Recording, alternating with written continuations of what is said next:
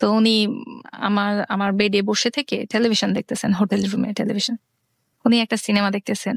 তো almost cinema দেখতে দেখতে অনেক রাত হয়ে গেছে, প্রায় 1-1:30 বাজে, অনেক রাত হয়ে গেছে।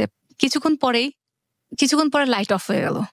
লাইট অফ হলো, তারপর আর কি হইলো আমি আমার মানে ওটে চোখের সামনে জিনিসটা অন্ধকারের মধ্যে কি হয়েছে আমার সেটা আমি ছবিটা বলতে পারতেছি না, কিন্তু আমার অনুভূতিতে হচ্ছে যে একটা মানুষ, কোনো কথা নেই, আমি কি পছন্দ করি, আমি কি লাইক করি, গল্প মিষ্টি মধুর, I love you then I like you, nothing like that. শুধু অন্ধকারের মধ্যে মনে হচ্ছে যে একটা মানুষ direct without any conversation he just that kissing. তো সবাইকে অনুষ্ঠান শোনার আগে বিনীতভাবে অনুরোধ করছি আমাদের চ্যানেলটি সাবস্ক্রাইব করবার জন্য। এখানে সাবস্ক্রাইব বাটনটি আছে, প্লিজ ক্লিক করবেন। পাশে একটা বেল বাটন আছে, বাটনটি অন করে নেবেন। সবার প্রতি রিকোয়েস্ট থাকছে। Thank you very much. আমি কিসিং বুঝি না সে সময়, মানে লাইফে কখনো কিস বাচ্চাদের সঙ্গে হয়েছে, বাট একটা পুরুষের সাথে, আই মিন পুরুষের সাথে কিস কি জিনিস আমি বুঝি না। একটা ফেস আমি দেখতে পাচ্ছি না, কিন্তু একটা মানুষ মানে আমার উপরে ঝাঁপাই পড়ে কি যেন করতে চেষ্টা করতেছে সে। আমার ফিল হইলো যে আমাকে কেউ মেরে ফেলতেছে, মানে আমি জাস্ট পেনে ব্যথা আমি মারা যাচ্ছি, আমি কিছু বুঝতেছি না, আমার ভিতরে শারীরিক কোনো অনুভূতি নেই। জাস্ট আমি ওই দিন ওই মুহূর্তে বুঝতে পারছি যে রেপ বা ধর্ষণ কাকে বলে। আমার মুখ থেকে যখন মানে বলতেছি যে তার নামটা নিয়ে বলতেছি ছেড়ে দাও, এটা আমি 2-3 বার বলার পরে সে জাস্ট আমার মুখের পরে মানে টোটালি হাত দিয়ে মুখটা বন্ধ করে দিল। আমি নড়তেও পারছি না, কথা বলতে পারতেছি না, আমি নিজেকে অনেক চেষ্টা করছি ছোটানোর, আমি সেটা পাচ্ছি না, কিন্তু আমি বুঝতেছি যে আমি মারা যাচ্ছি, একবারে টোটালি মারা যাচ্ছি। আমার চোখ টোক দিয়ে মনে হচ্ছিল যে রক্ত বের হয়ে আসবে, মানে এতটা বেশি পেন আমার ছিল। আমার মুখটাও চেপে ধরা হয়েছে। আমার স্পষ্টভাবে মনে আছে সেই সময় মনে হচ্ছিল যে আমার মা বাবা কি এটা মানে বিয়ে, আমাকে এই জন্য বিয়ে দিল, এটাই সেই ফার্স্ট নাইট, এটাই সেই বাসরাত, এটাই সেই গান বাজনা বাজা, এই সেই পুরুষ মানুষ লাইফে আসা, এটাই প্রেম, এটাই ভালোবাসা, দরকার নেই। মানে আমার খুব খারাপ লাগতেছিল, আমি ভেতরে টোটালি কাঁদতেছিলাম যে এটা কি হচ্ছে আমার সাথে। তারপরে আমার কণ্ঠস্বর মেবি পাশের রুম থেকে আমার বন্ধুলা ভাই শুনতে পেয়েছে। ইট ওয়াজ লাউড। তো আমার বোন কিছুক্ষণ পরে আমার রুমে এসে নক করতেছে, বলছে একটু খোলতো। আমি বলি কি হয়েছে আপু? তখন বলছে কিরে তোদের মধ্যে কি ঝগড়া হচ্ছে, কিছু হচ্ছে? আমি কই না তো। বলছে যে অনেক শব্দ হচ্ছে, এই রুম পর্যন্ত আসতেছে, তুই কি চিল্লাচিল্লি করতেছিস? আমি কই না আপু কিছু হয়নি, আজ আমাদের বিয়ে, কেন ঝগড়া হবে? আচ্ছা ঠিক আছে। আমার বোন চলে যায়। পরে এরকম ভাবে রাতটা কাটছে। হি ওয়াজ ডক্টর, রাইট? সে ডাক্তার ছিল। ওকে, এটা আমি আরেকবার একটু আপনাকে মেনশন করলাম। ওকে ফাইন, হ্যাঁ বলেন আপনি, হ্যাঁ প্লিজ কন্টিনিউ করেন। তো তারপর সকাল হলো, পরের দিন সকালে উনি ওনার ক্লিনিকে, উনি হসপিটালেও যাইতেন ক্লিনিকেও যাইতেন, তো সকালে ওনার ডিউটি হসপিটালে ছিল, উনি চলে গেছেন। তো আমরা সবাই বাসায় চলে গেলাম, উনি হোটেল থেকেই হসপিটালে চলে গেলেন, আমি আমার বন্ধুলা ভাইয়ের সাথে বাসায় চলে আসছি, আমার বোনের সাথে বাসায় চলে আসছি। তো বাসায় আসার পরে আমার ফিজিক্যাল কন্ডিশন এমন ছিল, আমি সোজায় দাঁড়াইতে পারতেছিলাম না। তো বাসার যে আমাদের একটা দাদি ছিলেন কাজের, তাকে দাদি বলে ডাকতাম, সে বলছে তোর কি হয়েছে, তোর পা কাঁপতেছে কেন? আমি কই না ওই হচ্ছে একটু পড়ে গেছিলাম, সিঁড়ি দিয়ে পড়ে গেছিলাম। কথাটা বলে আমি জাস্ট রুমে চলে আসছি, এসে কোনো রকমে শুধু আমার মায়ের বেডের উপর শুয়ে পড়ছে। আমার মা দৌড় দিয়ে আসছে, এসে আমার পুরো শরীর থরথর করে কাঁপা দেখে আমার মা বলতেছে কি হয়েছে? তারপর আমি বললাম মা আমার শরীর খুব খারাপ লাগতেছে। আমি তখন কেঁদে দিয়েছি, আমি বলতেছি মা আমাকে একটু পানি দাও। মা পানি নিয়ে এসে দিয়েছে, তখন আমার ভেতর থেকে কথা বের হচ্ছে না। আমি তখন বলতেছি মা আমার খুব খারাপ লাগতেছে। মা কয় কি হয়েছে বল। আমি বুঝি না যে কতটুকু ঢাকতে হবে, কতটুকু বলতে হবে। আমি আমার মাকে কিন্তু A to Z বলছি। আমার যে মুখের উপর হাতটা চেপে ধরা হয়েছিল এটাও বলছি। মা একটু হয়ে গেছেন, shocked, like she was shocked. মানে তিনি এটা এক্সপেকটেশন করেননি যে আমি সবকিছু খুলে এভাবে বলে দিব আর উনি এটা শুনবেন, কারণ উনি অভিজ্ঞ একটা মানুষ। উনি আমাকে ফট করে উনি পেছনে একটু সরে গিয়ে দাঁড়িয়ে থেকে ওনার চোখগুলো একটু বড় বড় হয়ে গেল এবং ওনার মুখ দিয়ে বের হইলো, মনে হয় আমরা ছেলেটা ভালো ছেলে চয়েস করতে পারলাম না, মনে হয় ভুল হয়ে গেল কোথাও। প্রথম দিনই উনি এই কথাটা বললো? পরের দিন সকালে এই কথাটা ওনার মুখ। সেদিনটা এভাবে কেটে গেল অসুস্থতার মধ্যে শুয়ে থেকে। তো ঠিক সেদিন রাত্রে আমি ওনাকে ফোন করছি, নিজে থেকেই টেলিফোনে ফোন করছি ওনার চেম্বারে। আমার সমানে ব্লিডিং হচ্ছিল শরীর থেকে। মানে আমি 5 feet 5 inches, সেই হিসাবে আমার ওয়েট ছিল 45 kg। তো আমার এত ব্লিডিং হচ্ছিল, আমি তাকে ফোন করলাম যে তুমি আমাকে ডাক্তারের কাছে কি নিবা না? উনি ডাইরেক্ট বললেন আমার কথাটা স্পষ্টভাবে মনে আছে, একটা পড়া মুখস্থ করার মতো, আমার আজও মুখস্থ আছে কথাটা তার। সে বলছে আমি কিচ্ছু জানি না, কেন হয়েছে কি হয়েছে আমি কিচ্ছু জানি না, আমি এসবের রেসপন্সিবল না, আমি এসবের জন্য আমি মোটেও রেসপন্সিবল না, কি হয়েছে আমি জানি না, কেন ব্লিডিং হচ্ছে আমি জানি না। সে এই কথা বলে আমার তখন মনে হলো যে আমাকে কেউ 100 ভোল্ট আমাকে শক দিল। আমি পুরো থ হয়ে গেছে। আপনি একটু মাইক্রোফোনের কাছে আসেন প্লিজ। আপনি আমি ওনার সাথে মানে কি বলবো আমি অ্যাকচুয়ালি বুঝতে পারছিলাম না, আমি অ্যান্সার কি দিব, রিপ্লাই কি হবে। তো এটা কি একটা মানে তর্ক বিতর্কে তখন বুঝি না। ফার্স্ট একটা পুরুষ, he was doctor right? G, very unfortunate. আর আমাদের এটা second day, right day of second of our marriage life. right তো সেকেন্ড ডেতে তার সাথে আমি কিভাবে কনভারসেশন করব, আই ডিডন্ট নো দ্যাট। তো আমি শুধু তাকে বলছি যে ওকে ঠিক আছে, আমি ফোনটা রেখে দিয়েছি, উনিও ফোনটা রেখে দিয়েছেন। ওই দিনটা পার হয়ে গেছে। থার্ড ডে উনি আমাকে সকাল 11টার দিকে ফোন করছেন। ফোন করে উনি বলছেন যে ঠিক আছে আজকে তোমার অ্যাপয়েন্টমেন্ট নিয়ে রাখছি, বিকাল 5টার দিকে রেডি হয়ে ক্লিনিকে চলে আসবা। তো আমার হাজবেন্ড যে ক্লিনিকে জব করতেন সেটার 2টা শাখা ছিল। তো একটা শাখায় উনি বসতেন, আরো ডক্টররা বসতেন, আর একটা শাখায় গাইনিকোলজিস্টরা বসতেন, যেখানে আরো অনেক ডক্টররা বসতেন। তো সেখানে দ্বিতীয় শাখাতে নিয়ে যাওয়া হলো। উনি ওয়েট করতেছিলেন, আমি গেলাম। যাওয়ার পরে যে সিনারিটা দেখছি, উনি জাস্ট ওয়াইফকে রিসিভ না করে উনি দূর থেকে দেখতেছেন যে আমি রিক্সাতে নামছি। উনি ওইখান থেকে আমাকে ইশারা করে বুঝাইছেন যে ভেতরে আসো বলে উনি আগে আগে চলে গেছেন, আমি পেছন পেছন আসতেছি। আমি কিন্তু কিছু দূর গিয়ে মানুষের ভিড়ে তাকে দেখতে পাচ্ছি না। তো উনি দূরে থেকে আবারও আমাকে দেখে হাত ইশারা করলেন। মানে উনি জাস্ট ওয়াইফকে যে মানুষ নিয়ে যায় পাশে করে, এখন বুঝি যে ওয়াইফকে মানুষ সঙ্গে করে নিয়ে যায়। তো উনি জাস্ট হাত ইশারা করলেন, আমি চলে গেলাম। ঠিক আছে, পরে ডক্টরের রুমে নিয়ে যাওয়া হলো গাইনিকোলজিস্ট। উনি বসতে বললেন। উনি পার্সোনালি আমাদের চিনতেন, কারণ আমার দোলা ভাই ওইখানকার স্টাফ। সো বললো পিচ্চি তুমি কেমন আছো? আমি কই ম্যাম এরকম অবস্থা। তো উনি আমাকে জাস্ট চেক আপ করলেন। চেক আপ করে বললেন, বলে তোমার জামাইকে ভেতরে ডাকো। কি করে? আমি কই আপনাদের এখানকার স্টাফ। বলছে তাই, কি করে সে? আমি বললাম যে সে বিডিএস ডক্টর। ভিতরে ডাকো তাকে। তাকে ডেকে আনা হলো, তাকে বসিয়ে তখন বলা হলো যে এই ছেলে, এই পিচ্চির মেয়েটার সাথে কি করেছো? সে তো অনেক অসুস্থ, তুমি অ্যাটলিস্ট 15 দিন বাসায় আসবেন। তারপর আমাকে ডাক্তার 15 দিনের রেস্ট দিয়েছেন। তো 15 দিন উনি আসতে পারবেন না। ঠিক 15 দিন পরে উনি আমাদের বাসায় আসছেন। তো ফ্যামিলি মেম্বারদের সাথে কথা হয়েছে, তারা অনুষ্ঠানটা করবে যখন উনি এখান থেকে চলে যাবেন। মেবি 1 বছর পরে উঠাই নেওয়া হবে, এগুলো যেটা বলে ফ্যামিলি মেম্বারদের মধ্যে কথা হয়েছে। তো তখন আমার জামাই বলল যে ঠিক আছে 1 বছর পরে উঠাই নেবে, ততদিনে আমি তো এখানে থাকবো, আমার ইন্টার্নশিপ 1 বছরের এখানে থাকবে, তো আমি মাঝে মধ্যে আসবো। উনি হোস্টেলে থাকতেন এবং মাঝে মধ্যে আমাদের বাসায় আসতেন।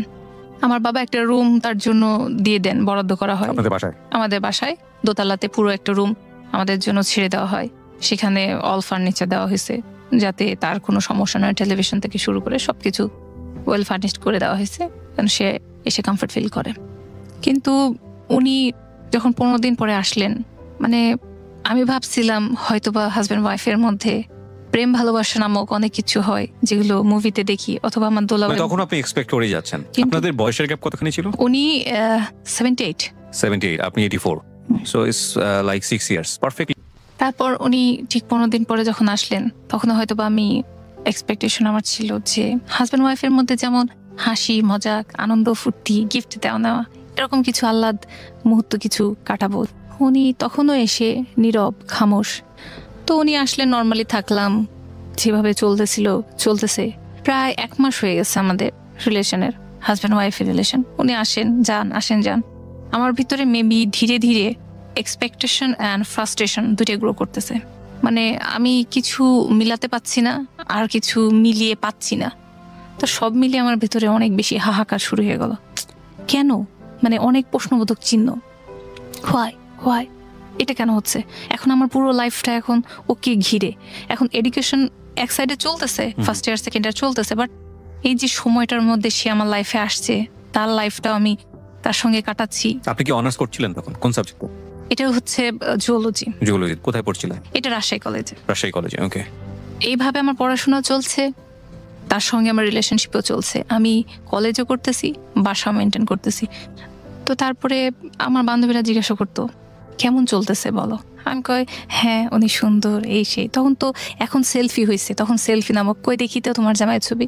তো ওনার ছবি যখন একটা মানে ফটোগ্রাফি একটা ছবি ছিল সেটা বের করে দেখাইছি, বলছে একদম শাহরুখ খানের মতো দেখতে, চুলের স্টাইল মানে সৌন্দর্য অনেক সুন্দর তোমার জামাই, একদম তো দেখে মনে হচ্ছে চাচা তো ভাই বোন, মানে আমার ফেস আর তার ফেস, অবশ্য তার ফেস অনেক সুন্দর বাট একটা চোখ বড় বড় মানে কানেকশনটা থাকে। তো আমাদের দুইজনের চোখ, ওরটা মেবি আরো বেশি বড়, নাকটা অনেক বেশি সুন্দর, সে অনেক ফর্সা, যাই হোক সে অনেক সুন্দর।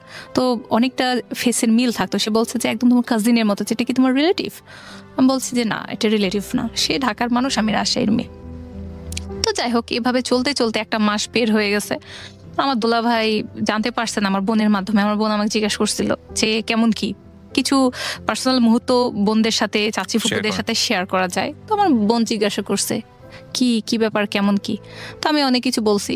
তখন আমার বোন এসে আমাকে বললো যে তোমাদের রিলেশনটা বিল্ড করতে হলে তোমাদের মধ্যে মোহাব্বত দরকার, তো দুইজনের মধ্যে ইন্টিমেসি দরকার, দুইজন দুইজনকে সময় দাও। তো এইভাবে সময় দাও, ও তো সময় দাও বোঝে না। তো আমার দোলাভাই একদিন তাকে ডাকছে বাসায়, ডেকে বলছে যে তোমরা দুজনে রেডি হও। আমি আমার হাজব্যান্ডকে বলছি যে দোলাভাই বললো তোমাকে রেডি হতে, তুমি রেডি হও। বলছে কেন, কোথায় যাব, কি কি ব্যাপার? আমি বলতেছি দোলাভাই কোথাও নিয়ে যাবেন আমাদের, মনে হয় কোথাও বেড়াতে। কোন জায়গায় নিয়ে যাচ্ছে, কেন নিয়ে যাচ্ছে? উনি অনেক মানে প্রশ্ন করতেছেন, তার প্রশ্ন শেষ নেই। আমি বলতেছি উনি রেডি হইতে বলছেন, আমি রেডি হচ্ছি, তুমিও রেডি হও, পরে গিয়ে দেখবো। উনি আমাকে বলেন নাই কোথায় নিয়ে যাবেন, তো তুমি রেডি হও। তো উনি রেডি হয়েছেন, হওয়ার পরে আমার দোলাভাই আমাদের দুইজনকে জাস্ট কিছুটা সময় আমাদের দুইজনকে বোঝার জন্য দেওয়ার জন্য আমাদের নদীর ধার আছে যেখানে সবাই ঘুরতে যায়, তেমন একটা ভালো প্লেসে একটা প্রাকৃতিক সৌন্দর্য একটা জায়গাতে নিয়ে যাওয়া হয়েছে। ওইখানে ফুচকা চটপটি সবাই খাচ্ছে, গল্প করছে, কাপল বসে বসে হাত ধরতেছে, মানে যেটা অ্যাজ ইউজুয়াল হয়। তো এখানে নিয়ে গেছে এবং বলতেছে যে দেখো তোমরা এই জায়গায় বসো, আমরা ওইদিকে গেলাম। আমার বন্ধুলা ভাই চলে গেলেন আর এক সাইডে, আমাদের এক জায়গায় দিয়ে গেলেন। উনি পাশে বসে আছেন, আমি পাশে বসে আছি, বাট উনি আমার সাথে কোনো রকমের কোনো কথা বলতেছেন না, খামোশ। আমি ভাবতেছি হয়তো বা শাইনেস বা এটাই ন্যাচারাল, বা কথা বলতেছেন না কেন। আমার বন্ধুরা ভাই মেবি দূরে থেকে ফলো করতেছিলেন যে আমাদের মধ্যে কোনো কথাবার্তা হচ্ছে না। আমি তাকে কিছু জিজ্ঞাসা করলে উনি হয়তো বা হ্যাঁ অথবা না অথবা মাথা নড়িয়ে উত্তরটা রিপ্লাই করতেছেন। তো এভাবে কিছু সময় অতিবাহিত হওয়ার পরে আমার পুরো টোটাল মুহূর্তটা আমার একদম খারাপ লাগতেছিল যে আমরা আসলাম দুইজন হাজব্যান্ড ওয়াইফ, বাট আমরা প্রেমিক প্রেমিকার মতো হাসি, একটু লাউডলি হাসা, জলিনেস বা আনন্দ করতেছে, কথা বল। আমিও চুপচাপ বসে রয়েছি, সেও চুপচাপ বসে রয়েছে, সেও সোজা দেখে, আমিও সোজা দেখি। আমাদের দুজনের মধ্যে সে জিনিসটা একদমই মানে আমার ভেতর থেকে ফিল হচ্ছে না। উনি আমার সাথে সেভাবে আসতেছেন না, আমি ওনাকে পাচ্ছি না সেভাবে। আমার ভিতরে আরো বেশি খারাপ লাগতেছে, কি করব আল্লাহ কেন এরকম হচ্ছে। চলে আসলাম, ব্যাগ বাসায় আসলাম। রাতে উনি এ নিয়ে ফার্স্ট ওই দিন রাত্রে, আমাদের বের 1 মাস পরে ফার্স্ট ওই দিন রাতে উনি আমার সাথে কিছু কথা কাটাকাটি করে। কেন তোমার ভাই আমাকে, তোমার দোলা ভাই আমাকে নিয়ে গেল, কেন নিয়ে গেল? ওকে, উনি এটা ঠিক মতো নেন নাই। তুমি আমার ওয়াইফ, তোমার সঙ্গে আমি তো ঘরে সময় কাটাইতে পারি, তোমাকে নিয়ে বাইরে যাওয়ার কি আছে? তোমাকে বোঝার জন্য আমাকে বাইরে নিয়ে কেন যাইতে হবে? ওনার এই কথাটার অ্যাকচুয়ালি অ্যান্সার আমার কাছে ছিল না। মানে আমি বলতে গেলে একটা ডাক্তার মানুষের সাথে কথা বলবো, আমি নর্মাল লাইনে পড়ি, আর আমাদের বংশের ফার্স্ট ডাক্তার জামাই যাকে বলা হয়, ঢাকার ছেলে জামাই, সে একটা ভালো ফ্যামিলি বিলং করে, তার ফ্যামিলিতে সবাই ডাক্তার, সবাই ইঞ্জিনিয়ার, সবাই হাই কোয়ালিফাইড। তো আমি তার সাথে তর্ক কখনোই করব না, আমি একদম চুপচাপ ছিলাম। আমি ভাবছি ঠিকই তো, আমার জামাই তো ঠিকই বলছে, এটা বাইরে নেওয়ার কি আছে, ঘরেই তো আমরা দুইজন হাজব্যান্ড ওয়াইফ, তো থাকি না কেন? আসলে মনে হয় আব্দুল্লাহ এটা ভুল কাজ করছে। উনি আমাকে যেটা বুঝাইতেন ঠিক আমি সেভাবে ঘুরে যাইতাম, বুঝতাম। তো বুঝে জায়গাটা আমাকে সে ফিল আপ করে দিল। আমি বুঝলাম ঠিকই তো, মেবি সপ্তাহে উনি 2 দিন আসতেন আর বাকি দিন আসতেন না, অথবা 3 দিন আসতেন বাকি দিন আসতেন না। কারণ বাকি দিনগুলো আমি কেমন যেন অবুঝের মতো হয়ে গেলাম। সেই তো আমার হাজব্যান্ড, সেই তো আমার প্রেমিক, সে আমার পুরুষ, সে আমার জীবনের ফার্স্ট পুরুষ, সে কেন আসছে না? সে হুট করে আসছে, হয়তো বা দেখা যাচ্ছে রাত 11টা বেজে গেছে, শুয়ে পড়েছি, আমি কাঁদতেছি, কাঁদতে কাঁদতে কাঁদতে কাঁদতে আমার বিছানাটা পুরো ভিজে গেছে, বালিশটা ভিজে গেছে, উনি আসছেন। আর আমি এখানে বলে রাখি, আমাদের বাসার যখন উনি আসতেন না, তখন আমি আমার মা বাবার সাথে নিচতলায় আমার রুমে আমি থাকতাম, আর উনি আসলে তখন দোতলায় উঠে যাইতাম। মানে আমি কেমন জানি একটা ঘোরের মধ্যে দিন কাটাচ্ছিলাম। কেন আসো নাই, এই কথাটা মানে ওভাবে বলার মতো রুডলি বলার মতো সাহস ছিল না, ওভাবে পরিস্থিতি ছিল না। বলতাম যে কালকে আসলেও তো পারতা, আমি তো রান্না করছিলাম। মানে এখন উনি ওনার অবর্তমানে আমার যে ভিতরে রাগ, জিদ, প্রশ্ন, অস্থিরতা, হতাশা, পেরেশানি থাকতো, ওনাকে দেখলেই যেন কেমন যেন ঠান্ডা হয়ে যেতাম, একদম রিল্যাক্স। তার সামনে একদম গলার স্বর আস্তে করে আসলেই তো পারতা, কেমন যেন একটা চাপা অভিমান। সে আমাকে বুঝুক যে আমি অভিমান করছি, আমি রাগ করছি, আমার খারাপ লাগছে, এটা কেমন আমি প্রকাশ করতে পারতাম না। আমার প্রকাশ ভঙ্গিমা ভালো ছিল না, হয়তো এটা শিখি নাই। না, এটাই পারফেক্ট ছিল ইনফ্যাক্ট। কারণ আমি বলবো যে প্রথম পর্যায়ে আসলে রাগটা খুব অ্যারোগেন্টলি না দেখানোটাই বেটার। হয়তো ধীরে ধীরে সেটা লাউড হবে, এটাই স্বাভাবিক। তবে এটা ঠিক যে ওই একটা কথা আছে আমাদের ওই ম্যানেজমেন্টে বলে, এটা গুড ম্যানেজাররা হচ্ছে অলওয়েজ ফায়ারটা না দেখে ফায়ারটাকে স্মেল করে, যে না আগুন লাগতে পারে এখানে, তখনই আগুন নেভানোর চেষ্টা করে। এরা হচ্ছে গুড ম্যানেজার, যেটাকে সহজ ভাষায় বলা হয়।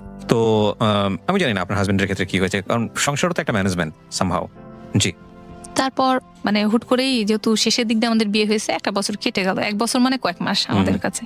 তারপর থেকে আমি নেক্সট ইয়ার মানে 2005 থেকে শুরু করলাম গোনা, যে জানুয়ারি থেকে শুরু হয়েছে। তাদের মানে কলেজ থেকে, রাজশাহী মেডিকেল কলেজ থেকে প্রতি বছরে একটা পিকনিক হয় ডক্টরদের জন্য। তো ওইখানে তার অনেক ফ্রেন্ড সার্কেল, বান্ধবীরা, ছেলে মেয়ে সবাই যাবে। তো এখানে অ্যালাউ ছিল যারা ম্যারিড তারা তাদের ওয়াইফকে নিয়ে আসতে পারে, বা যাদের বাচ্চা কাচ্চা আছে তারা তাদের ছেলে মেয়েদের নিয়ে আসতে পারবে।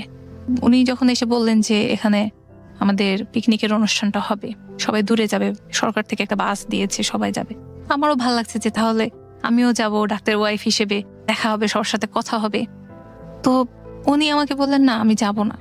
আমি বলছি কেন, আমি তো অলরেডি ড্রেস সিলেক্ট করছি যে যাব একটা, তুমি তো বলছো হবে। বলতেছেন যে হবে বলেছি, কিন্তু তোমাকে নিয়ে যাব এটা তো বলি নাই। আমি বলছি যে এটা কি হইলো, নিয়ে যাবে না? আমি বলছি যে নিয়ে যাবা না? বলছে যে তাহলে আমিও যাব না। ওকে কেন, চলো একসাথে যাই। আমি তো বলি নাই তুমি যেও না, একসাথে যাই, দেখা হবে। কই না, ডাক্তারদের মাঝে আমি বিয়ে করেছি, তুমি তো নন মেডিকেল, তো সবাই জিজ্ঞাসা করলে অনেক সময় থাক, ওরা হাসাহাসি করবে, কি দরকার। আমি কই তুমি তাহলে কি দেখে পছন্দ করে, তাহলে তোমার তো উচিত হয়নি বিয়ে করা, এটা নর্মালি বলতেছি। সে বলতেছে যে বিয়ে করছি, আমার ভাল লাগছে, তোমার চেহারা দেখে আমার ভাল লাগছে। আর আমার মনে হয়েছে, উনি তখন বলেই দিলেন যে আমার মনে হয়েছে আমি অনেক কিছু পাবো এই ফ্যামিলি থেকে, আমি হেল্প পাবো। তখন আমি তাকে জিজ্ঞাসা করে ফেললাম কেমন হেল্প। তারপর উনি হেল্প চাইছিলেন, তো আমি তখন ওনাকে বললাম যে ফর সেলফ কেমন হেল্প। তো উনি বললেন যে দেখো আমি তো, আমার বাবা, তার বাবা আরেক জায়গায় বিয়ে করছিলেন, তার বাবার অন্য জায়গায় সংসার ছিল। তো ওনারা অ্যাকচুয়ালি চাচাদের হেল্পে, চাচাদের বাসাতে পড়াশোনা করে এত দূর আগাইছে। তারা সবাই ওয়েল এডুকেটেড, সবাই ইঞ্জিনিয়ার, সবাই ডক্টর। তো উনি বললেন যে অনেক হেল্প নিয়ে বড় হয়েছে। আমার মায়ের স্বপ্ন ছিল যে আমাকে একটা বড় ক্লিনিক করে দিবে, আর আমি আমাদের বাসাটা অনেক বড় করব। তো ঢাকাতেই স্থায়ী তাদের জমি জমা আছে, সেখানে তাদের বাসা।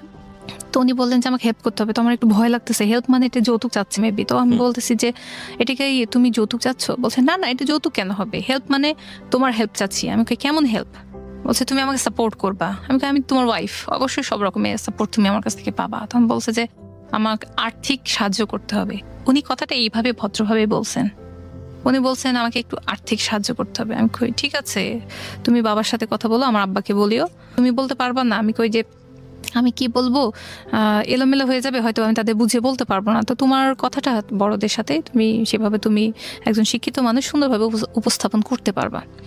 তো এই কথাটা যখন বললাম, তখন উনি বললো যে ঠিক আছে, সময় হোক, আমি চলে যাওয়ার আগে তোমার বাবা মায়ের সাথে বসবো। মানে ওনার ট্রেনিং শেষ হয়ে গেল, উনি যেদিন চলে যাবেন তখন বলবেন। তো 2005-এ ওনার অগস্টে ট্রেনিং শেষ, তো উনি চলে আসবেন ঢাকায়। তারপরে আমাদের উঠায় নেওয়া যা হবে হবে। ইন দ্য মিন টাইম ওর ফ্যামিলি থেকে কেউ আসেনি আপনাদের এখানে আপনাকে দেখতে, বা কেউ করতে আসে নাই? না না, তাদের যেহেতু বাবা ছিল না, তো পরবর্তীতে ধীরে ধীরে বুঝলাম যে এটাই নর্মাল, তাদের ফ্যামিলিতে এটাই নর্মাল। কারণ মায়ের তেমন একটা অবস্থান তাদের জীবনে এটাই আছে যে তার মা মানে ধর্মীয় অনুশাসন অনেক পালন করেন, একদম 24 ঘন্টায় নামাজে আমার শাশুড়ি বসে থাকেন, কোরআন, নামাজ, খতম, এইসব নিয়েই উনি অনেক ব্যস্ত। দারুণ মজার ব্যাপার যে আমার শ্বশুর যে সময় বিয়ে করেন, উনি ইঞ্জিনিয়ার ছিলেন খুলনাতে। তো যখন ওনারা সরকারি কোয়ার্টার থাকতেন, তখনই আমার ননাস প্রেম করে আমার এই নন্দায়ের সাথে বিয়েটা হয়েছে ভেগে। যে সময় আমার শ্বশুর বিয়ে করেছেন, সেই সময় আমার ননাসও বিয়ে করেছেন। তো এত কিছুর পর এখন হুজুর যা হোক হয়ে গেছেন হুজুর, ওকে ঠিক আছে, নো প্রবলেম, মানুষ চেঞ্জ হয়। তো ওনার একটু আপত্তি ছিল যে মিঠু কেন একা একাই মেয়ে দেখে বিয়েটা করলো। আমাকে জামাই হিসেবে, আমি তো বংশের হেড, আমাকে নিয়ে আসা কেন হলো না? উনি মনক্ষুণ্ণ, উনি রাগ, উনি কথা বলবেন না। আর উনি যদি আমার জামাইয়ের সাথে কথা না বলেন তাহলে আমার শাশুড়িও মানে একটু সহজভাবে আমাকে মেনে নেবেন না। তারপরে এভাবে তার ফ্যামিলি থেকে মানে একটু দলাদলি চলতেছে যে তারা আসবে কি আসবে না, নিবে কি নিবে না। তো আমার জামাই চলে যাওয়ার প্রস্তুতি চলতেছিল, মানে একটা মাস, যে শেষের মাসটা চলতে চলতে মানে সে সবকিছু গুছাচ্ছে, সে তার ক্লিনিকে কাজ করতেছে, এখান থেকে যে টাকাটা আসে আমাকে বলছে যে দেখো এখন তো তোমার কাছে বেশি আসতে পারবো না, আমি একটু ক্লিনিকে সময় দিই, কারণ এখান থেকে সার্টিফিকেট পাবো এবং বেশ কিছু টাকা পাবো, এই টাকাটা দিয়ে বাসায় নিয়ে যাবো। সে অলমোস্ট সে 1.5 লাখের মতো সব মিলিয়ে তার টাকা সে গুছাইছে। তো আমার হাজব্যান্ড বললো যে আমি কিছু টাকা ইনকাম করতেছি, তো এটা বাসায় নিয়ে যাবো। আমি বললাম ঠিক আছে নিয়ে যাও, সমস্যা নেই। কিন্তু পরবর্তীতে হুট করেই জানলাম যে শেষের একটা মাসটা তো অনেক কিছু জানতে পারছি। হুট করেই যখন সে আমার বাসাতে আসতো সপ্তাহে 1 দিন বা 2 দিন, 1 ঘন্টা 2 ঘন্টার জন্য, অথবা ওভারনাইট, তো যদি কখনো দুপুরে আসতো কিছুক্ষণ থেকে বিকালবেলায় চলে যেত, তখন সে আমার সঙ্গে আছে। এই সময়তে কল আসে বারবার, তার কিন্তু মোবাইল আছে, কল আসে। আমি আগে বলছি আমার মোবাইল ছিল না, কল আসে। তো উনি কল কেটে দেন। আমি তখন বলতাম যে কল রিসিভ করো, তো হয়তো তোমার কোনো ফ্রেন্ড। বলছে হ্যাঁ, ডক্টর রেমন নামে বা অন্য কোনো ডক্টরের নাম দিয়ে সেভ করা আছে। তো উনি কেটে দিতেন, আমি বুঝতাম না। আমি তো মনে করি হ্যাঁ ফ্রেন্ড সার্কেল, ডাক্তার মানুষ থাকতেই পারে, ডাকতেছে। উনি কাটতে এক সময় পুরো মোবাইল বন্ধ করে দেয়। আমি বলি যে তোমার ফ্রেন্ড ফোন করতেছে, কেটে দিচ্ছ বা সাইলেন্ট করে রাখো, কিন্তু ফোন বন্ধ করে দিলে অনেক পেশেন্ট তো ফোন দিবে তোমাকে এখন ডিউটির সময়, থাক বাদ দাও। তো আমার ভিতর থেকে কেমন যেন বলে না, মেয়েদের একটু সিক্স সেন্স একটু বেশি থাকে, এটা থাকে। তো আমার কেমন যেন খটকা লাগতো। আমি দেখতেছি, আমি সন্দেহ করি না, কিন্তু বলতেছি সন্দেহ করি না, কিন্তু কেমন খটকা লাগতেছে তার অ্যাটিটিউডে। সে কেটে দিচ্ছে, মোবাইল বন্ধ করে দিচ্ছে, তার ফ্রেন্ডরা তো ফোন করে, আমার সামনে রিসিভ করে। তো সে যখন ওয়াশরুমে বা বাইরে কোথাও একটু কিছু সময়ের জন্য যাইতো, এটা চোরামি বলতে হয়, এটা অভদ্রতা বলতে হয়, কিন্তু আমি সেই অভদ্রতা করেছি। তার মোবাইলটা অন করে, এটা জানি না ওয়াইফরা করে কিনা, সেটা ফার্স্ট আমার ছিল যে তার নাম্বার চুরি করা যাকে বলে, তার সেই নাম্বারগুলো আমি চুরি করছি। ডায়াল নাম্বার বা রিসিভ অত ভালো করে বুঝি না মোবাইল চালানো। তারপরে তার ডায়াল আর রিসিভ এরকম নাম্বারগুলো টুকে নিয়ে তাড়াতাড়ি আবার মোবাইল বন্ধ করে রেখে দিয়েছি। এই অন্যায়টা করছি, কিন্তু করাটা আমার মানে আমার জন্য সুখকর হয় নাই। হয়তো অনেক কিছু না জানাই বেটার আমার জন্য ছিল। তো আমি তখন সেই নাম্বারটুকে নিয়ে বললাম যে মোবাইল নেই, সো এটা বাইরে গিয়ে, আগে দোকান এখনো আছে কিন্তু এখন সেটা নেই, বাইরে দোকানে গিয়ে, মোবাইলের দোকানে গিয়ে টাকা দিয়ে মোবাইল নিয়ে কথা বলতে হতো। তো এখন আর মনে হয় সেটা হয় না। তো আমি দোকানে গেছি, মাকে বলছি মা কিছুক্ষণের সময়ের জন্য বাইরে থেকে আসতেছি।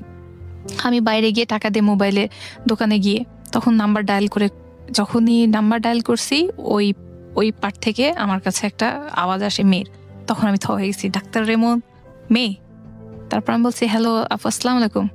তখন বলছে ওয়ালাইকুম আসসালাম। জি আপু আপনি, আমি একটা মানে অন্য একটা নাম বলছে, আপু আপনি এই না? বলছে না আমি রেনু। আপু আপনি জায়গাটা কোথায় ছিল আপু? আপনি না বলছিলেন আমাকে ফোনে, আমি ভুলে গেছি। আমি জাস্ট বানিয়ে আন্দাজেই কথা বলতেছি তার সাথে, মেয়ে মানুষ কথা বলাই যায়। আপু আপনার এখানে আসতে চাইছিলাম, আপনি ঠিকানাটা যে কি বলছিলেন আমি ভুলে গেছি, আপু আরেকবার বলবেন? কেন ভার্সিটি এত নম্বর হল? সে যাক হলের নাম বলছে। আমি তখন ঠাস করে ফোনটা, তার নামটা শুনে, তার প্লেসটা শুনে, আমি লোকেশন শুনে আমি কেটে দিয়েছি। তখন আমি পুরা হয়ে গেলাম যে আমার হাজব্যান্ডের হয়তোবা কোনো মেয়ে বান্ধবী আছে, এবং সেটা বান্ধবীর চাইতে একটু বেশি। সে ডক্টর রেমন না, সে একটা রাজশাহী ভার্সিটিতে পড়া, একটা ম্যাথের সাবজেক্টে পড়া একটা মেয়ে বান্ধবী।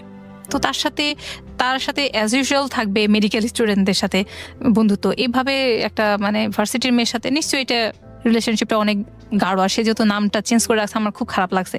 আমি ওনার ক্লিনিকের সাথে চলে গেলাম, বাসায় ফেরত নয়, আমি সেই বাইরে থেকে দোকান থেকে আমি তার ক্লিনিকে চলে গেছি।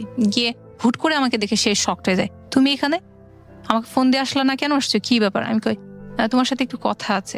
বসো, বসায় রাখছে আমাকে। তারপরে তার অনেক পেশেন্ট ছিল, সে একটার পর একটা রোগী দেখতেছে। আমি বসে রয়েছি, বসে থাকতে থাকতে অলমোস্ট 2 ঘন্টার মতো হয়ে গেছে, অনেক রাত হয়ে যাচ্ছে। আমি সন্ধ্যা 7টাতে গেছি, 2 ঘন্টা হয়ে গেছে। আমি বলছি যে এখন পর্যন্ত সে আসে না, সময় দেন। আমি তো তাকে বাসায় নিয়ে গিয়ে তার সাথে আমি কথা বলতে পারবো না, কারণ হয়তোবা এই সাবজেক্টে কথা বলতে লাগলে আমার মা বাবা কিছু জানতে পারবেন, এটা ঠিক হবে না, শুভকর হবে না। তো আমি তার জন্য ওয়েট করতেছি যে সে আসবে, আমার সাথে কথা বলবে, হয়তোবা সে কিছু বুঝতে পারছে। আমি কিভাবে কথাটা উঠাবো আমি নিজেও বুঝতেছি না।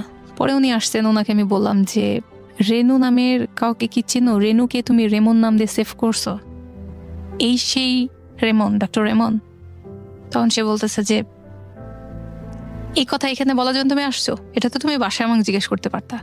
আমি বলতেছি যে আমি তো শিওর ছিলাম না যে তুমি বাসায় যাবা কিনা। আমার খারাপ লাগতেছে, আমি টোটালি কাঁদতেছি, অথচ সে আমাকে এমন ভাষায়, কড়া ভাষায় সে আমাকে কথাটা বলতেছে, হ্যাঁ, যেন আমি একটা অপরাধ করছি, আমি একটা মেয়ে মানুষ হয়ে কেন ঘরের বউ হয়ে ক্লিনিকে আসলাম, আমি অন্যায় করলাম। মানে তখন আমারও মনে হচ্ছে যে ঠিকই তো, আমার মনে বাসায় থাকা উচিত ছিল। তো আমার ভিতরে এত অস্থিরতা শুরু হয়ে গেছে যে প্রেমিকা, মানে এটা আমার কাছে শখ, প্রেমিকা আছে আবার মিথ্যা কথা বলতেছে। বাসায় চলে গেলাম, আমি বললাম যে তুমি তাহলে চলে আসো, বাসায় আমরা কথা বলবো। বাসায় গিয়ে ওয়েট করতেছি, উনি রাতে আসছেন, খাওয়া দাওয়া হয়েছে, সবকিছু হয়েছে। পরে আমি কান্নাকাটি করতেছি, মানে ওনাকে বলতে পারছি না, কান্নাকাটি করতেছে যে তুমি আমাকে এভাবে ধোকা কেন দিতেছো, কে মেয়েটা, তুমি আমাকে বলো। তখন সে বলতেছে এত কান্নার কি আছে, সে আমার এক্স লাভা। আমি তখন আমি কই যে তাহলে আগে কেন আমাকে বলো নাই। তখন বলতেছে শুনবা, এসব কথা শুনতে হয়, যে বলো সমস্যা নেই, সব বলো, আমি শুনবো। তখন সে ওই রাতে, সারাটা রাত আমার মনে আছে যে ভোর একদম 6টা বেজে গেল, সূর্য উঠে গেল, সবকিছু হয়ে গেল, কিন্তু তার কথা শেষ হইলো না। আমি সারাটা রাত জেগে তার কথা শুনতেছি, সবকিছু বললো সে, সবকিছু বললো। একটা ওয়াইফ হিসেবে মানে মানুষ অনেক রিয়াক্ট করে যে হ্যাঁ কেন আগে হয়নি। আমার মাথার মধ্যে কখনো আসে নাই যে তার প্রেমিকা থাকতে পারে, কি তার একটা লাভার থাকতে পারে, বা এত কিছু হইতে পারে। সে আমাকে সারা রাত বললো তার কয়টা প্রেমিকা ছিল, কিভাবে তার আসছে। সে যখন তার চাচার বাসায় ছিল তখন প্রেমিকা ছিল, যখন সে এখানে অ্যাডমিশন নেয় তখন একটা যে ফার্স্ট গার্ল ছিলেন মেডিকেলের, ওনার সঙ্গে থাকতো, সে তার প্রেমিকা ছিল, কিন্তু মেয়েরা বিয়ে করতে রাজি হয় নাই। এভাবে সে এক নাগাড়ে অনেক কথা সে বলে গেল। আর একটা মেয়ে ছিল, নাম ছিল অ্যানি, ডাক্তার মেয়ে, সে তার জন্য পাগল ছিল, সে তাকে ভালোবাসতো না, সে আর এক মেয়েকে ভালোবাসতো, তাকে পাত্তা দিত না। এই মেয়ের সাথে তার অনেক ইন্টিমেসি এত বেশি ছিল যে অলমোস্ট হাজব্যান্ড ওয়াইফ পর্যন্ত চলে গেছিল। তো ওই মেয়েটা আবার রাজশাহীর স্থানীয় ছিল, তার বাড়ি আবার ছিল আমাদের বাসা থেকে অল্প কিছু দূরে। তো এই সব অনেক কিছু মিলে সে যখন বলতে থাকলো, তারপরে আমাকে বিয়ে করার আসল ঘটনা তার মুখ দিয়ে বের হয়ে আসলো। সে বলল যে আমি এই মেয়েটাকে, মানে তার ফার্স্ট যে ক্যাপ্টেন ছিল, মেয়েটাকে প্রেমের অফার দিয়েছিল, সে নাকচ করে দিয়েছে। পরে যে মেয়েটা আর একটা ডাক্তার মেয়ে ভালোবাসছে, সে আমার হাজব্যান্ড আবার নাকচ করে দিয়েছে, কারণ সে সুন্দরী ছিল না। কিন্তু তার সাথে অলমোস্ট হাজব্যান্ড ওয়াইফের মতো রিলেশন এমনি হয়ে গেছিল। মেয়েটা একটু বেশি ছিল যে বিয়ে করবেই, আমিও ডাক্তার তুমিও ডাক্তার, কিন্তু আমার হাজব্যান্ড সুন্দরী খুঁজতেছিল। মানে এরকম মেয়ে যতই বান্ধবী হোক, এগুলো সব হয়েছে অ্যাজ ইউজুয়াল, বাট আমরা বিয়ে করব না। তারপরে যখন তার থার্ড মানে লাভ বলতে পারেন তার লাইফে, তো ভার্সিটির এই মেয়েটা, রেনু নামের মেয়েটার সাথে তার অনেক দূর। মেয়েটার হাজব্যান্ড ছিল আমেরিকায়, মেয়েটা এখানে থাকতো, সে ঝিনাইদহের মেয়ে, তো রাজশাহী তো কেউ চেনে না। দুজন মিলে এমন ভাবে ঘুরতো যেন হাজব্যান্ড ম্যারিড ছিল। হ্যাঁ, মেয়েটা ম্যারিড ছিল। আচ্ছা, আমার একটা কোশ্চেন আছে, সেটা হচ্ছে মেয়েটার সঙ্গে সম্পর্ক কি আপনার বিয়ের আগে না বিয়ের পরে? বিয়ের আগে। বিয়ের আগে থেকে সম্পর্ক? হ্যাঁ, আমি এই শেষের মাসে এগুলো জানতে পারছি, একটা মাসে। তো তারপরে বিয়ের আগে থেকে তার সাথে সম্পর্ক, এই মেয়েটার সাথে তার এতটা সম্পর্ক ছিল যে আমার হাজবেন্ড তার জন্য এতটা পাগল হয়ে গেছিল, বলছিল যে তুমি তোমার হাজবেন্ড আমেরিকায় আছে, তাকে তুমি ডাইভোর্স দিয়ে তুমি আমার সাথে বিয়ে করো। সে আনম্যারিড ছেলে, ওই মুহূর্তে ওই এত বছর আগে তার এত মেন্টালিটি এমন ছিল যে সে একটা ডাইভোর্স মেয়েকেও বিয়ে করতে রাজি, মানে তার প্রেম এতটাই পাগল ছিল। আমি পরবর্তীতে যখন শুনলাম তখন আমার মনে হচ্ছিল পায়ের নিচে কিছু নেই, কারণ আমি এটা নিতে পারছিলাম না সেই মুহূর্তে যে তার প্রেমিকা ছিল। আমি কথাটা শুনে এত বেশি রিয়াক্ট করতে পারি না, যদিও বা অনেক কাঁদছি, কিন্তু কোনো রিয়াকশন দিতে পারি না, কি বাজে কথা বলতে বা গালি মন্দ দিতে। শুনে গেছি, বাস শোনা শেষ। একদিন এইসব ঘটনার পরে একদিন আমি যখন উনি চলে যাবেন, তো ওনার জন্য স্যুট কমপ্লিট বানানোর জন্য আমার বাবা যখন সবকিছু টাকা পয়সা দেয় ওনার চয়েসে সবকিছু কেনার জন্য, তারপরে উনি বলছে না দিতে হবে না। আমরা বলছি যে চলে যাওয়ার সময় তো এটা দিতে হয়। উনি নিবেন না। একটা গোল্ড, বিয়ের সময় একটা গোল্ড রিং দেওয়া হয়, চেন দেওয়া হয়, সেগুলো আমাকে ফেরত দিয়ে দিয়েছে। এবং তাকে একটা গোল্ড ওয়াচ দেওয়া হয়, যেটা আমার চাচা বাইরে থেকে আনছিলেন, তো সেটাও সে নাই, পরবে না, মানে গোল্ডেন ওয়াচ সে পরবে না হাতে। তো তাকে নিয়ে যখন টেলার্সে যাওয়া হয়, নিয়ে যাই আমি, তো তার ফ্রেন্ডের বাবা আমাকে দেখে বলছে, ও এটা সেই মেয়ে না, আমাদের বাসায় নিয়ে আইসো একে। মানে তার এর সাথে তখন আমার জামাই বলছে এটা আমার ওয়াইফ, তখন বলছে ও সেই মেয়ের সাথে তোমার বিয়ে হয়েছে, বাহ ভালো তো, সুন্দর তো, তোমাদের দুজনকে মানাইছে। তো উনি এই কথা বলে চলে গেছেন। আমি ওনাকে পরবর্তীতে বাসায় এসে আমার মাথার মধ্যে একটা কথাই ঘুরতেছে, উনি বুঝতে পারছেন, উনি বুঝতে পারছেন যে আমার এই কথাটা খটকা লাগছে। মানে আমি এতটা বোকা না যে এটা প্রশ্নটা রিটার্ন তাকে করবো না। উনি একটু উসকুস করলেন বাইরে, পরে বাসায় এসে আমি তাকে আস্তে করে জিজ্ঞাসা করলাম, উনি আমাকে তো আগে কখনো দেখেন নাই, বিয়ের আগে আমি তোমার সাথে কখনো ঘুরি নাই, কোন মেয়েকে বললো বুঝলাম না, তোমার কি কোনো ফ্রেন্ড, কোনো মানে তোমার মেডিকেল স্টুডেন্ট এরকম কেউ হবে? বলছে যে না, এটা রেনু। আমি তখন আরেকটু পড়ে গেলাম মাথার উপর বাজ, এটা কি বললো? মানে তার সঙ্গে সে এই জায়গাতেও আসছে এবং তার ফ্রেন্ডের বাবাও দেখছে। তখন আমি বলছি, তোমার ফ্রেন্ডের বাবাও সে মেয়েকে দেখছে, তুমি ফ্লাশ করছো এগুলো ফ্যামিলি মানে মানুষদের দেখাইছো? বলছে যে হ্যাঁ, এই মেয়েটার সঙ্গে তো আমি ঢাকাতে অনেকবার গিয়েছি মেয়েটাকে বাসায় থুইতে, মানে তার চাচার বাসায় থুইতে মেয়েটাকে নেমে অনেকবার ট্রেনে জার্নিও করছি। একটা বিষয় একটু আমি ইন্টারাপ্ট করছি। একটা হচ্ছে যে সে আপনাকে সমস্ত কিছু বলে ব্যাপারটা কি অ্যাপোলজির পর্যায়ে নিয়ে গিয়েছিল যে না আমার জীবনে এগুলো ভুল, এখন যা আছে তুমি আমার সবকিছু, সো সামনের দিকে আমরা আগাই, এই ব্যাপারটা এরকম ছিল নাকি জাস্ট আপনাকে বলার জন্যই বলা কিন্তু সেগুলা সে খুব ডেসপারেটলি মুভ করতেছিল because he is a doctor?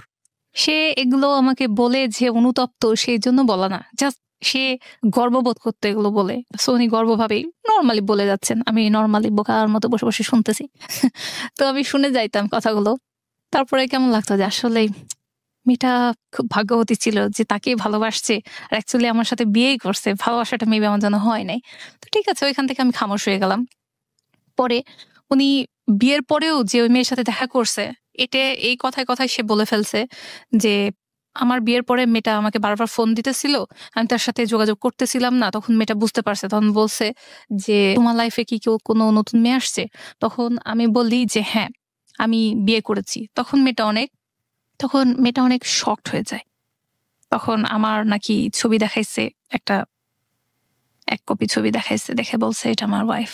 তখন সে মেয়েটা নাকি অনেক কান্না করেছে, তার সাথে দেখা করতে এসে অনেক কান্না করে পরে মেয়েটা চলে গেছে। এরপর থেকে নাকি মেয়েটা নিজে থেকে যোগাযোগ করতো না, বাট আই ডোন্ট নো সে যোগাযোগ করে কি করে না, কিন্তু বিয়ের পরে তারা যে দেখা করছে এটা আমার কাছে খুব অবাক লাগছে। আর একবার সে মানে বিয়ের কিছুদিন পরে যখন রোজা ছিল, তখন আমার হাজবেন্ড আমার কাছে অনুমতি চাচ্ছে যে আমি ইউনিভার্সিটিতে কিছু ফ্রেন্ড সার্কেলের সাথে রোজার ইফতারি করতে যাব, তুমি কি অ্যালাউ করতেছো? আমি বলছি যে হ্যাঁ, যাবো না কেন। আমি জানি নাই যে ভার্সিটিতে ইফতারি করতে মেয়েটার সঙ্গে গেছে বিয়ের পরেও। যাই হোক, সেও বিয়ের পরেও রিলেশনশিপটা মেনটেন করে চলে গেছে। তো আমার কাছে মনে হয়েছে এটা বোধহয় নর্মাল, ডাক্তার মানুষ করছে করুক। তো আমার কাছে এটাই মনে হয়েছে নর্মাল ডাক্তার।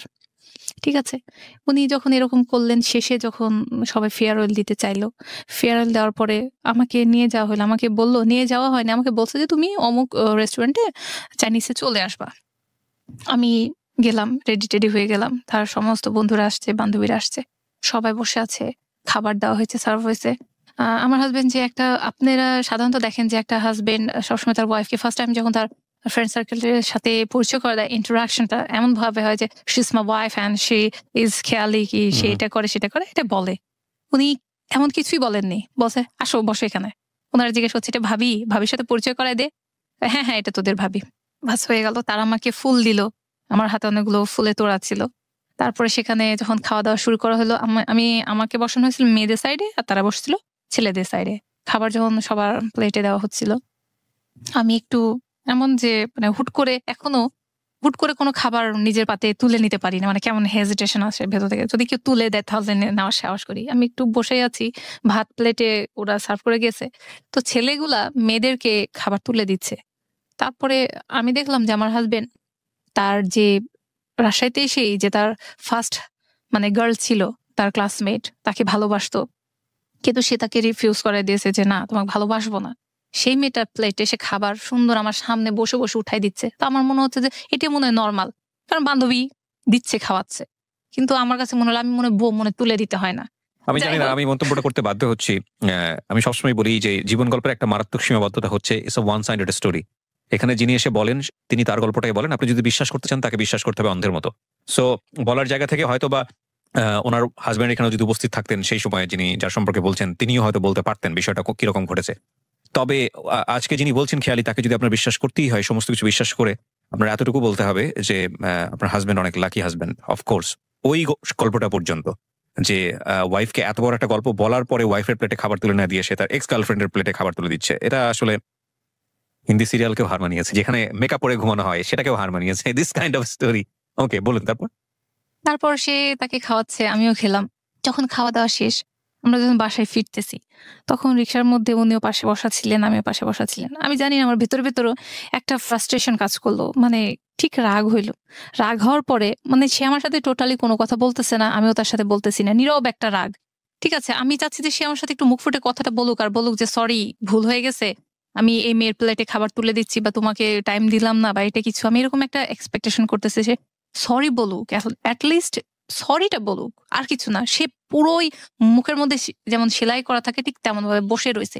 আমি হাত থেকে সেই মুহূর্তে তার অ্যাটেনশন নেওয়ার জন্য জাস্ট হাত থেকে ফুলের তোড়াগুলো ছুঁড়ে রাস্তায় ফেলে দিলাম রিক্সায় চলমান অবস্থায়। মানে একটা মানুষ তো রিয়াকশন করে, এই এটা করছো কেন? আমি চাচ্ছিলাম সে এটা বলুক, সে সেটাও বলে নাই। তুমি আমাকে ইনসাল্ট করছো এখানে ডেকে নিয়ে একটা ওয়াইফ হিসেবে। আমি এত বোকা গ্রাম থেকে উঠে আসি নাই যে তুমি আমার সাথে এরকম অ্যাটিটিউড করলা। এটা আমি বোঝানোর জন্য জাস্ট ছুঁড়ে ফেলে দিলাম ফুলগুলো। আমি কিচ্ছু বললাম না, সে আমাকে জিজ্ঞাসা করলো না। But he has no reaction. একটা জিনিস আমরা বুঝতে পেরেছি খেয়ালি, সেটা হচ্ছে যে ডে ওয়ান একদম প্রথম দিন থেকেই আপনাকে সে আপনার কথা যদি সত্যি হয়ে থাকে ভ্যালুলেস মনে করেছে তার লাইফে, এবং সে আপনাকে মান সম্মানের দিক থেকেও কোনো প্রকার তার প্রেস্টিজের জায়গাতে নেওয়ার জায়গাটাও মনে করেনি।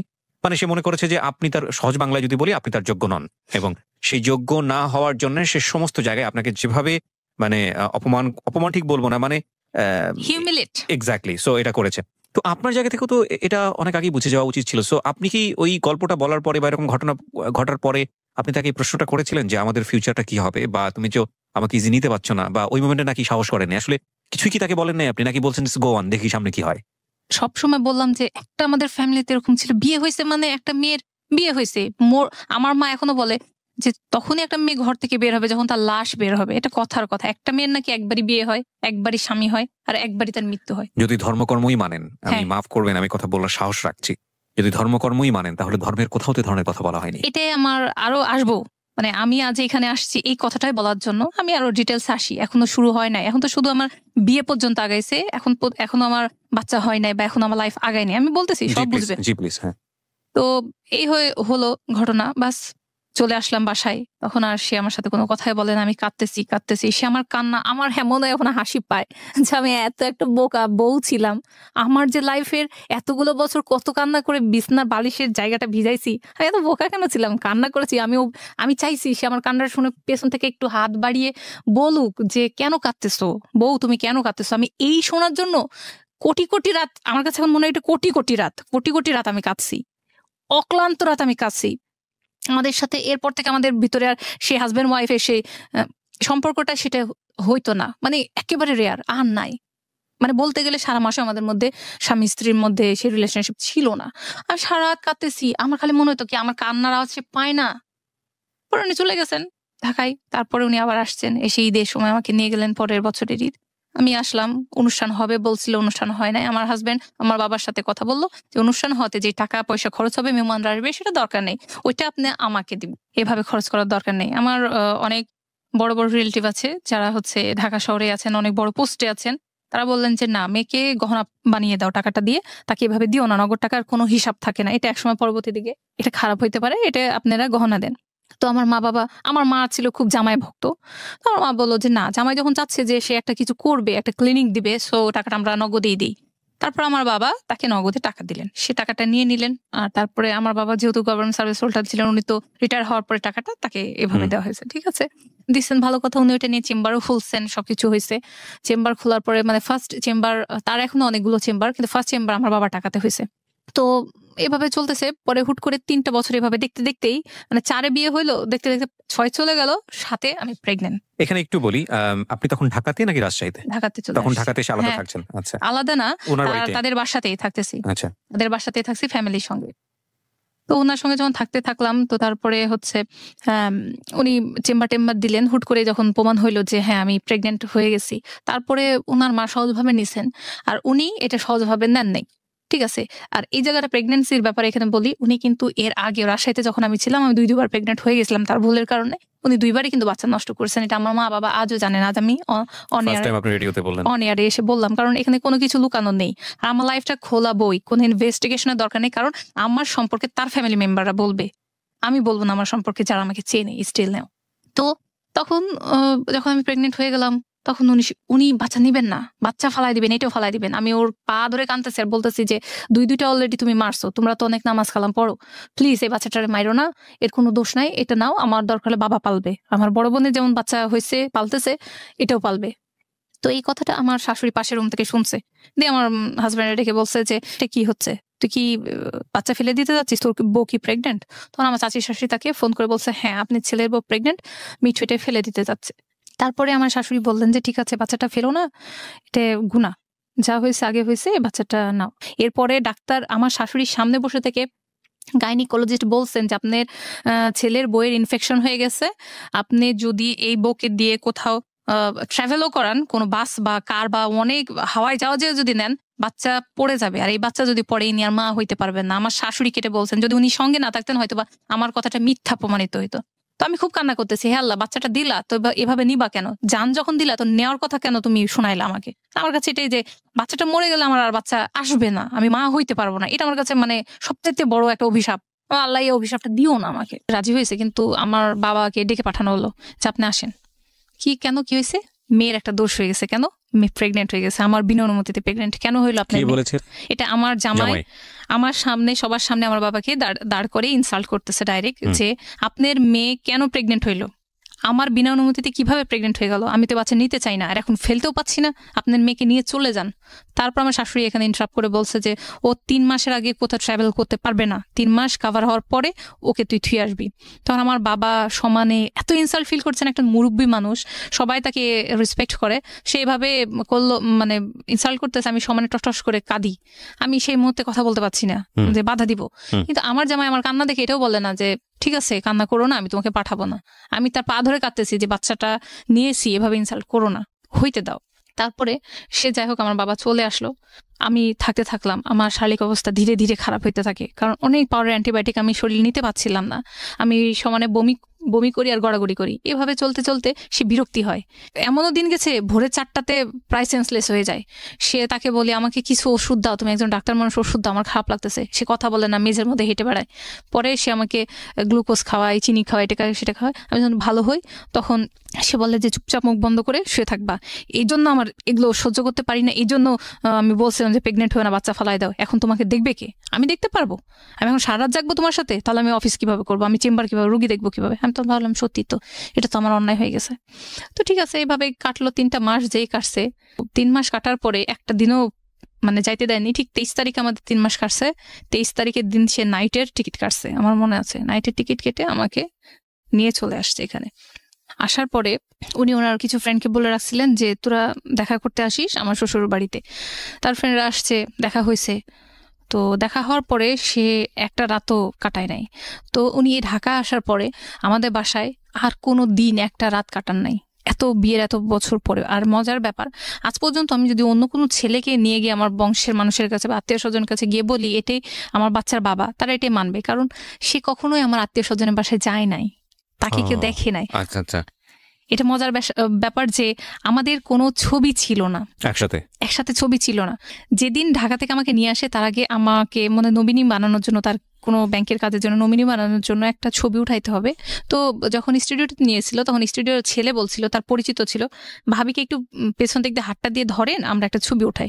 সেই একটা ছবি স্টিল নেওয়া আমার কাছে আছে, এছাড়া আমাদের কোনো স্মৃতি ছবি নেই, দেখাইতে পারবো না। এই একটাই, ওয়ান অ্যান্ড অনলি, হ্যাঁ, লাস্ট অ্যান্ড ফাইনাল। তো এই তারপরে যখন আমার বাচ্চা হবে আমাকে দিয়ে গেল, তখন একটা মোবাইল দিয়ে গেছিল, ছোট্ট একটা মোবাইল ছিল, সিম ছিল, সেই কল করতো।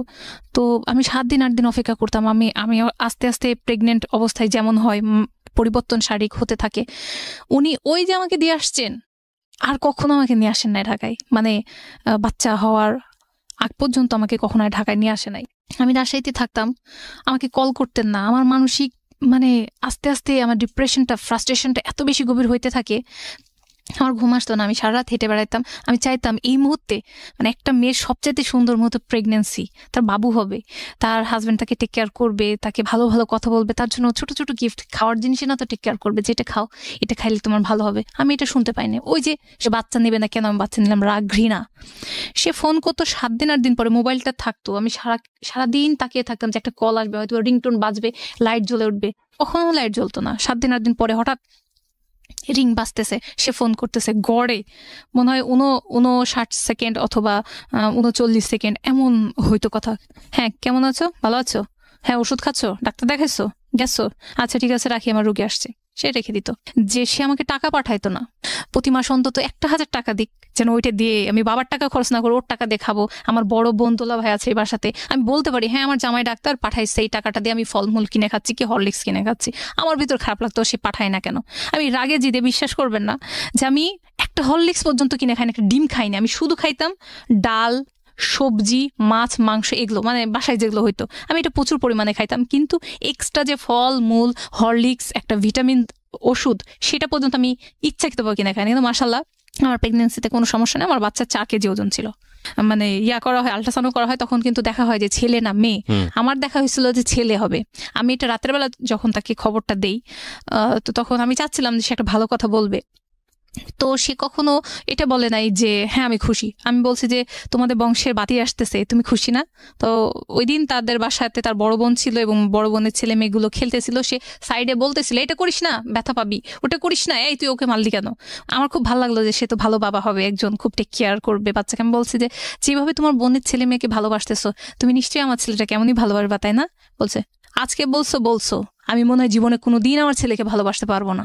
আমি পুরো আমি তাকে যে বলবো যে কেন? ওই যে আমার দোষ হয়েছে, তার বিনা মর্জিতে বাচ্চাটা আমি নিছি, আবার বাচ্চাটা আমি ফালাই দেই নাই তার কথাতে। এইভাবে যেদিন বাচ্চাটা হয়, ক্লিনিকে সবাই আসছে, সব ডাক্তাররা আমাকে দেখতে আসছে, যেহেতু পরিচিত ডাক্তার ওয়াইফ, সবাই দেখতে আসছে, তার ফ্রেন্ড সার্কেলের ওয়াইফরাও দেখতে আসছে এবং অনেকে আসছেন, ফল মূল মানে টাকা পয়সা সবাই দিয়ে গেছে দেখতে বাচ্চাকে দেখে। ওই মুহূর্তে তখন আমার জ্ঞান ফিরেনি, রাতের 9টা বাজে, দুপুরে আমার সিজার হয়েছে। তো জ্ঞান ফিরে নাই, কিন্তু জ্ঞানের মধ্যে অনেকে এসে বলতেছে। আমি মাঝখানে যখন সজাগ হই তখন দেখি যে সবাই এসে বলছে যে ডাক্তার আসছে। আমি বলি না, সে কোনোদিন আসবে না, এই বলে আমি সেন্স চলে যায়। আমার এতটুকুই মনে আছে। তারপরে বলে আমি সেন্সলেস হয়ে যাই। পরে রাত 9টার পর আমি পুরোদমে যখন সুস্থ একদম আমাকে কেবিনে নিয়ে যাওয়া হয়, তখন আমি দেখি যে সে আসে না। আমি ফার্স্টে আমার মাকে জিজ্ঞাসা করতেছি আসে নাই? তুই তোর বাবুকে দেখতে চাইবি না? আমার বাবু তখন আমি দেখি নাই ফেস। তো আমি বলছি যে আগে বলো না ওর বাবা আসে নাই। বলছে যে মনে হয় গাড়িতে আছে, আসবে, অত টেনশন করছিস কেন, এসে যাবে। আমি তখন আমার এত মানে কি অস্বস্তি হচ্ছে, একটা সিজার করা মানুষ, ওই মুহূর্তে জ্ঞান ফিরে আমার খুব মানে শারীরিক সব সমস্যা মিলে মনে হচ্ছে আমি মারাই যাব। কেন নাই আমার হাজবেন্ড, কেন না? আমি ফার্স্টে তার মুখ দেখবো। তারপরে রাতের প্রায় 10টা উনি আসছেন, এসে মানে ক্লিনিকে ঢুকছেন, উনি আমার পাশে বসছে, মনে হচ্ছে আমি সুস্থ হয়ে গেছি। পরে ওনার সাথে কথাবার্তা হয়েছে, হওয়ার পরে ওনার সাথে কথা বলছি। উনি তখন বলছে ঠিক আছে তুমি থাকো, আমি বাসায় যাই। আমি প্লিজ তুমি আজকে রাত্রে কেবিনের মধ্যে 2টা সিট আছে, তুমি ওই সিটে শুইবা, আমি এখানে থাকবো, তুমি থাকো না প্লিজ, আমার ভালো লাগবে, প্লিজ তুমি থাকো। তখন সে বলতেছে যে না, উনি চলে গেছেন আমার বাসায়, আমাদের বাসায় গিয়ে খাওয়া দাওয়া করে উনি টিভি দেখেছেন, সারা রাত মজা করছেন, ঘুমাইছেন। আমি সকালে শুনছি উনি আর ফেরত আসেন নাই, কিন্তু আমি সারা রাত জাগনা ছিলাম যে সে আসবে। আমাকে সিডিল নামে একটা ঘুমের ওষুধ ডাক্তাররা দিয়ে, যে পেশেন্ট সারা রাত জাগলে সমস্যা হবে, আমার বাবুকে আমি খাওয়াচ্ছি, নিচ্ছি, দেখছি, আমি সারা জেগে আসছি যে সে আসবে, সে আসে না। আমাকে সিডিল দিছে, আমার ঘুম আসে নাই। তারপর সকাল হয়েছে, সে সকালবেলাতে আসছে, সকালে আমাকে দেখতে আসছে। আমি তখন কান্না করে দিচ্ছি, আমি বলছি তাহলে আজকে সারাটা দিন থাকো। কয় না না, জুম্মা আছে, থাকতে পারবো না। পরে সে কিছুক্ষণ আমার সাথে বসে, তার বন্ধু বান্ধবীরা সবাই আমাকে দেখতে আসছে খাবার নিয়ে, এই কেউ স্যুপ, কেউ ড্রেস, কেউ ফলমূল, অনেক কিছু নিয়ে আসছে, সবাই নিয়ে এসে দিয়ে টেয়ে গেছে। সে সবার সাথে দেখা করে চলে গেছে। আমি চাচ্ছি সে আমাকে সময় দিক। সে মাত্র 2টা দিন আমাদের রাজশাহীতে উপস্থিত ছিল। ঠিক 2 দিন পরে যখন 3 দিনের দিন আমাকে ছেড়ে দিবে, সে 2 দিনের পরে থাকবে না। তারপরে আমার বাবারা বললো যে বাবা ওকে একবার রিলিজটা নিয়ে বাসায় দিয়ে তুমি পরে চলে যেও। তখন ও কষ্ট মষ্ট করে থাকছে, থাকার পরে আমাকে বাসায় দিয়ে দুপুর 1টার দিকে রিলিজ হয়েছে। সে দুপুর 1:30 তার টিকিট, সে টিকিট কাটছে বাসের, সে চলে যাবে। আধা ঘন্টা সে কোনো রকমে আমাকে নামাই দিয়ে সে হুড়পাড়াপড়ি করে চলে যাচ্ছে। তখন আমার ফ্যামিলি মেম্বাররা বলতেছে বাবা তুমি খাওয়া দাওয়া করে যাও। কই না, আমার সময় নেই, আমি বাসায় যাবো, আমাকে চেম্বার ধরতে হবে। তারপরে সে যেই মাত্র চলে গেছে, তখন আমার মনে হয় আমার ভিতরটা ফাঁকা হয়ে গেল। 2টা দিন, এত মাস পরে আমার হাজবেন্ডকে আমি দেখছি, আর সে এতদিন পরে এসে চলে গেল। আমি এত কান্না করতেছি, আমার ফুপিরা বলতেছে এই তোর তো শিলাটা ফেটে যাবে, পেটটা ফেটে যাবে। আমি যে কেমন একটা হয়ে গেলাম, কাঁদতে কাঁদতে মানে একদম সেন্সলেস হয়ে যায়। মানে আমি কিছুক্ষণ পরেই অজ্ঞান হয়ে গেছি। কেন আমার বাচ্চাটা হলো, আমার বাচ্চার কপালটা খারাপ হয়ে গেছে। তার দাদি ফোন করে না, তার ফুপিরা ফোন করে না, তার চাচারা ফোন করে না। কেন করে না? আমার বাচ্চাকে কেউ ফোন করতো না, তার বাবা ফোন করতো না ঠিক মতো। তারপরে একদিন হঠাৎ করে ওর বাবা বলতেছে এই, আমি কাঁদতেছে, বলতেছি তোমার আম্মা কেন ফোন করলো না? আমার কেমন যেন জিদ ভেতর থেকে তখন চলে আসলো ওই অপারেশনের পরে। বলছে কেন তোমার আম্মা ফোন করলো না, বলো কেন করলো না। সে তখন বলতেছে এই তুই এত কথা বলতেছিস, তোকে আমি তালাক দিয়ে ছাড়বো। তো তখন থেকে তার মুখে তালাক শব্দটা চলে আসলো। তখন সেই কথাটা বলে ফোনটা কেটে দিয়েছে। আমি আমার মাকে বলছি এরকম এরকম ব্যাপার, সেই বলতেছে। তখন আমার অবস্থা কান্না দেখে আমার মা তখন ফোন করলো, আমার শ্বশুর ওই সময় বাসায় আসছিলেন, আমার শাশুড়িকে আমার শ্বশুরকে ফোন করলো। তখন আমার শ্বশুর বলছে, হায় হায় আমার ছেলে সব বলেছে। আমি কথা বলতেছি, বিয়ান আপনি এত বেশি টেনশন নেন না। তারপরে আবার এভাবে চলতে চলতে আমার বাবুর হয়ে গেল অলমোস্ট 4 মাস হয়ে গেছে। 4 মাস শেষ হয়ে গেছে। তারপরে আমার শ্বশুর, আমার এক মামাতো দেবর, আর সে আমাকে নিতে আসছে, ঢাকায় নিয়ে যাবে। ঠিক আছে, একটা ছোটখাটো গেট টুগেদার হলো, আমার মারা অনেক আয়োজন করলো, এর মধ্যে আমাকে বিদায় করে দিল। তখন বিদায় করে তাদের সাথে দিয়ে দেয়, তখন আমার বাবাও আসে আমার সঙ্গে, আমার মাও আসে। কিন্তু আমার বাবা মা থাকতে পারেন নাই, একটা আমাদের বাসায় অ্যাক্সিডেন্ট হয়েছিল, তাদেরকে ইমিডিয়েট চলে আসতে হয়। চলে আসার পরে আমি বাচ্চা নিয়ে টোটালি একা, একদম একটা, আমি বলতে গেলে সে সময় ছোট মানুষ, সংসার বুঝি না, বাচ্চা কাচ্চা বুঝি না। আমি তখন এতদিন মায়ের বাসায় থাকছি, এখন হাজবেন্ডের বাসায় আসছি, কিভাবে বাচ্চা পালবো। তখন হুট করে আমার মানে ননদের স্বামী, ঢাকায় ননাস বলে, ননাসের স্বামী বলল যে তাকে কেন নিয়ে আসছেন, তাকে আমরা গিয়ে নিয়ে আসতাম, আপনারা কেন অনুষ্ঠানটা না করে তারা বাচ্চাকে নিয়ে আসলেন। মানে আমার ননদের স্বামীর একটা জিদ ছিল যে বিয়েতে আমরা নিয়ে আসতে পারি নাই, অন্তত বাচ্চা এসে আমরা নিয়ে আসবো। ননদের স্বামী তখন বললেন যে আম্মা আপনি আপনার ছেলের বউকে আলাদা করে দেন। মানে হুট করে আমার 22 দিন, আমি ঢাকায় আসছি 22 দিন, আমি তখন কিভাবে রান্না করে আলাদা খাবো। মানে একটা বাচ্চা সিজার করা মেয়েরা মনে হয় যে 2 বছরেও স্বাভাবিক হইতে পারে না, আমি মাজা নিচু করে অনেক কাজ করতে পারি না, তো মানে আমি বাঁকা হইতে পারি না। তো এই অবস্থায় সে বলছে যে আলাদা করে দেন। আমি আগে এমন ছিলাম যে যদি শাশুড়ি কিছু বলতো তো একটা প্রতিবাদ করা বুঝতাম না। হ্যাঁ, শাশুড়ি আলাদা করে দিয়েছে মানে এটাই হইতে হবে বাবা, আমি কি বলবো, এটাই তো নিয়ম। তো আমি বলতেছি আম্মা আমি রান্না, আমি জিনিসপাতি হাড়ি পাতিল কিনে এনে দিতেছি, ফার্স্টের দিন আমি রান্না করে দিতেছি, আলাদা হয়েছে মানে আলাদা। আমার তখন আমার জাল বলতেছে, খেয়ালি তুমি প্রতিবাদ কেন করো না, তুমি প্রতিবাদ করবা। মানে সে তো অনেক মিডিয়া জগতেরই এক বড় বলতে পারেন যে ব্যক্তিত্ব, তার বোন, তার ছোট বোনের সাথে আমার ভাসুরের বিয়ে হয়েছে, সে অনেক অ্যাডভান্স ছিল, উনি ঢাকা শহরের মেয়ে, তো ওনারা অনেক বড় ফ্যামিলি। তো সেই মেয়ে মানে আমার জাল আমাকে অনেক বেশি পছন্দ করে। তো সে বলতেছে তুমি এত বোকা কেন, তোমাকে আলাদা করে দিচ্ছে, তুমি ছোট বাচ্চা নিয়ে কিভাবে খাবা, তুমি কেন বললো না। আমাকে না, এসব বলতে পারবো না। আমার